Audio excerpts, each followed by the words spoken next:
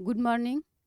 मैं डॉक्टर उमा कुमारी आज आप लोग के समक्ष इतिहास के एक टॉपिक के साथ, ये टॉपिक जो है मेजर 3 में बच्चों को पढ़ना है। तो आज का जो टॉपिक है वो फ्रांस की क्रांति है। तो इससे पहले जो हम आप लोग को पढ़ाए हैं उसमें फ्रांस के क्रांति के कारण पढ़ा चुके हैं। आज जो है इसके प्रभाव के बारे में बताना है। तो फ्रांस के क्रांति के बारे में आप लोग पढ़ चुके हैं, तो आज प्रभाव देखेंगे। तो सबसे पहले फ्रांस की क्रांति 1789 में क्यों शुरू हो गई थी, तो ये संक्षिप्त रूप से एक बार देख लेते हैं, फिर इसके प्रभाव को देखते हैं।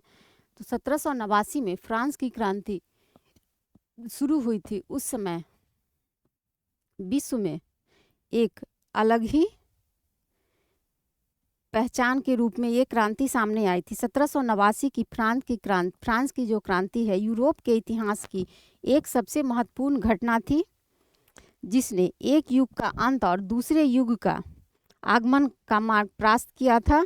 इस क्रांति ने फ्रांस में राजतंत्र को समाप्त कर सामाजिक व्यवस्था को नए विचारों के लिए नए सिरे से स्टार्ट किया था। इसमें स्वतंत्रता, समानता और बंधुत्व को तथा मानवाधिकार के नए सिद्धांत आदमी के समक्ष आया था। फ्रांस की क्रांति के दौरान आदमी स्वतंत्र पैदा हुआ है और उसे अपने अनुकूल जीने का अधिकार है, इसको बढ़ावा मिला था।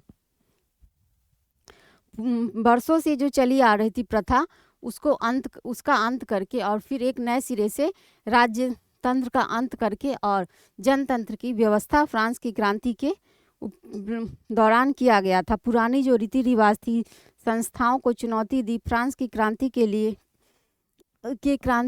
के द्वारा नए राजतंत्र की व्यवस्था को लागू किया गया था। अब फ्रांस के जो क्रांति के कारण थे, ये आप लोग पिछले क्लास में पढ़ा चुके हैं। अगर जो नहीं है वो इससे पहले वाला जो वीडियो है वो देख सकते हैं। फ्रांस की क्रांति के जो कारण थे उसमें राजनीतिक कारण, आर्थिक कारण, सामाजिक कारण, धार्मिक कारण और बौद्धिक जीवी मेन जो इसमें था, वो बौद्धिक जीव भी जो थे उनका उदय। समाज में नए नए बौद्धिक जीवी, बहुत सारे लोगों का प्रादुर्भाव हुआ था। तो ये सब आप पिछले क्लास में देख सकते हैं। इसमें जो प्रभाव, फ्रांस की क्रांति का क्या प्रभाव पड़ा, तो इसमें इसके बहुत से सारे प्रभाव पड़े, जिसमें कुछ जो है प्रमुख वो सामने है, जो स्क्रीन पे दिख रहा है। तो इसमें सबसे फर्स्ट में आता है पुरातन व्यवस्था का अंत। पुरातन व्यवस्था जो बरसों से चली आ रही थी, फ्रांस के क्रांति ने वहाँ की पुरातन व्यवस्था को समाप्त कर आधुनिक युग को जन्म दिया था, जिसमें स्वतंत्रता, समानता तथा बंधुत्व को प्रोत्साहन मिला था। सामंतवाद का अंत हो गया था। और इसके बाद जो नेक्स्ट है, इसमें जनतंत्र की स्थापना। तो फ्रांस में जो बरसों से चली आ रही थी राजतंत्र व्यवस्था थी, उसका अंत करके और जनतंत्र की स्थापना हुई थी। फ्रांस की क्रांति ने राजा के दैविक अधिकारों के सिद्धांतों को समाप्त कर और जनतंत्र की स्थापना की थी। फिर इसके बाद नेक्स्ट जो है व्यक्ति की महत्ता। फ्रांस के नेशनल असेंबली ने पहली बार व्यक्ति की महत्ता पर बल दिया था। नागरिकों के मौलिक अधिकार एवं कर्तव्यों की घोषणा की गई थी। व्यक्ति का अपना कुछ अधिकार होना चाहिए। व्यक्ति स्वतंत्र पैदा हुए हैं तो उनको अपने हिसाब से जीने का अधिकार मिलना चाहिए। तो फ्रांस की क्रांति के दौरान ये सब चीज़ें बाहर आई थी। फिर समाजवाद का प्रभाव। फ्रांस की क्रांति ने समाजवादी प्रवृत्तियों को भी बोल दिया। जैकोबिन ने सामान्य जनता के अधिकार की रक्षा की एवं अमीरों की जगह गरीबी का पक्ष लिया। उनके राजनीतिक अधिकारों की भी घोषणा की गई थी। तो समाजवाद का भी फ्रांस की क्रांति पर विशेष इसका प्रभाव पड़ा। फिर जो फ्रांस में अलग अलग देशों से लोग व्यापार करने आते थे, या कुछ एक देश का ही सामान अलग अलग जो व्यापार होती थी, तो वाणिज्य और व्यापार में भी फ्रांस के क्रांति के बाद वृद्धि हुई। क्रांति के फलस्वरूप गिल्ड प्रथा, प्रांतीय आयकर एवं अन्य व्यापारिक प्रतिबंध व्यापारियों पर से हटा दिया गया, जिसमें वाणिज्य एवं व्यापार का विकास हुआ। यही कारण है कि 19वीं शताब्दी में व्यापार के क्षेत्र में फ्रांस इंग्लैंड के बाद द्वितीय स्थान पर रहा। तो फ्रांस की क्रांति के बाद व्यापार में अधिक वृद्धि हुई। फिर नेक्स्ट इसमें आता है दास प्रथा का उन्मूलन हुआ।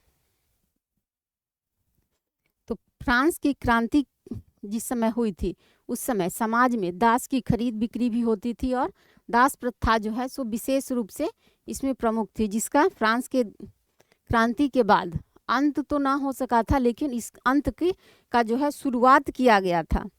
इस क्रांति ने फ्रांस में दास प्रथा का उन्मूलन किया था। 1794 में कन्वेंशन ने दास मुक्ति कानून पारित किया था, यद्यपि आगे चलकर इसे नेपोलियन के द्वारा समाप्त कर दिया गया था।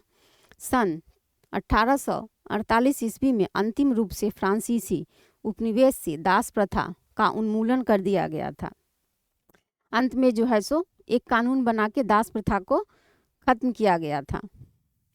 फिर है नेक्स्ट इस टॉपिक, इसमें सरकार पर शिक्षा का उत्तरदायित्व। फ्रांस में अभी तक चर्च में शिक्षा का प्रबंध था, अब इसकी जिम्मेवारी सरकार पर आ गई थी। परिणाम स्वरूप पेरिस विश्वविद्यालय तथा कई शिक्षक संस्थान जो है एवं नए शोध संस्थान फ्रांस में खोले गए थे, जिससे जो शिक्षा व्यवस्था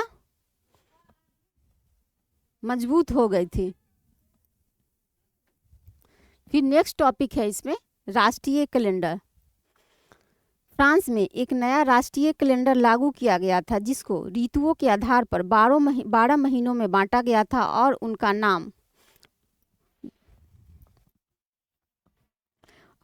नाम ब्रूमेथ, थाइमडार आदि रखा गया था। जो कैलेंडर है वो 12 महीनों के हिसाब से 12 महीना अलग अलग नाम देके बनाया गया था। फिर नेक्स्ट इसमें है महिला आंदोलन। फ्रांस के समाज में परिवर्तन लाने के उद्देश्य से फ्रांस की क्रांति में महिलाएं भी शामिल थी। उन्होंने महिलाओं के द्वारा फ्रांस की क्रांति में भाग लिया गया था और महिलाओं के द्वारा एक गुट का निर्माण किया गया था। उन्होंने society of revolution and republication women नामक संस्थान का गठन किया था, जिसमें आंदोलन दे गूज नामक नेत्री की अहम भूमिका थी। उसके नेतृत्व में महिलाओं को पुरुष के समान राजनीतिक अधिकार की मांग को स्वीकार कर लिया गया था,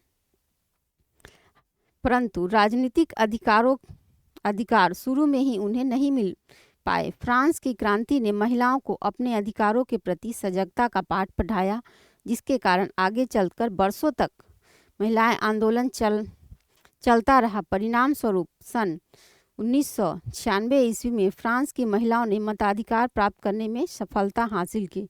फिर इसका जो नेक्स्ट टॉपिक है वो धर्मनिरपेक्ष राज्य है।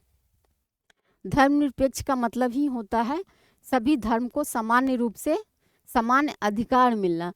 तो फ्रांस के क्रांति के दौरान फ्रांस जो है सो एक धर्मनिरपेक्ष राज्य बन गया था। इस क्रांति ने राज्य को धर्म से अलग कर धर्मनिरपेक्ष राज्य की स्थापना की। धार्मिक क्षेत्र में बुद्धिजीवी का उदय हुआ और जनता को धार्मिक स्वतंत्रता प्रदान की गई थी। ये जो टॉपिक आपने देखा वो फ्रांस की क्रांति के प्रभाव का जो मुख्य रूप था। इसके और भी बहुत सारे प्रभाव पड़े थे, लेकिन ये जो हम बताएं ये मुख्य रूप से इसके प्रभाव हुए। पुरातन व्यवस्था का फ्रांस की क्रांति के दौरान अंत किया गया, जनतंत्र की स्थापना की गई, व्यक्ति की जो अपनी स्वतंत्रता और समानता का अधिकार है उसको जागरूक किया गया। फिर समाजवाद